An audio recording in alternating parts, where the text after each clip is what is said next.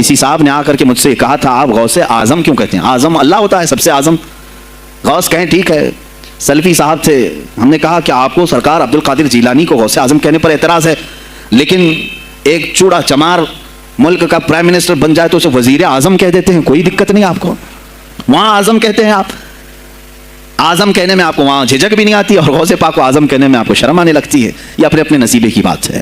آپ کا اعظم کوئی اور ہے, ہمارا اعظم کوئی اور ہے. عزیزان گرامی, سرکار بغداد شہنشاہ ولایت سلطان الاولیاء سیدنا عبد القادر جیلانی رضی اللہ تعالیٰ عنہ, ماں کے پیٹ سے ہی ان کو ولایت عطا کی گئی ہے. یہ وہ اولیاء میں سے ہیں جن کا پیدائشی اللہ تعالیٰ نے منتخب فرمایا ہے.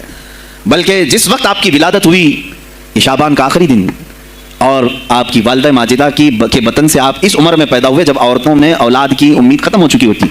آپ کی ماں کی عمر 60 سال کی تھی جب آپ پیدا ہوئے. یہ خود اپنے آپ میں ایک کرامت ہے.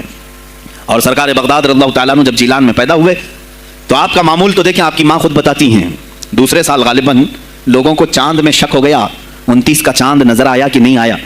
بعض کہنے لگے ہو گیا ہوگا, بعض کہنے لگے نہیں ہوا ہوگا. تو یوم الشک کہتے ہیں, یعنی 30واں جو شعبان کا ہوتا ہے, وہ ایک رمضان بھی ہو سکتا ہے, 30 شعبان بھی.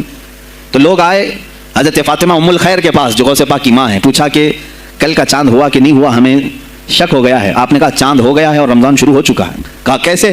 کہا صبح سے میرا بیٹا عبد القادر دودھ کو منہ نہیں لگایا ہے, اور میرے بیٹے کا یہ معمول ہے پچھلے رمضان سے ہی, جس وقت غوث پاک پیدا ہوئے رمضان شروع تھا. ان کی ماں کہتی ہیں سحری سے لے کر افطار تک غوث پاک اپنی ماں کا دودھ نہیں پیتے تھے.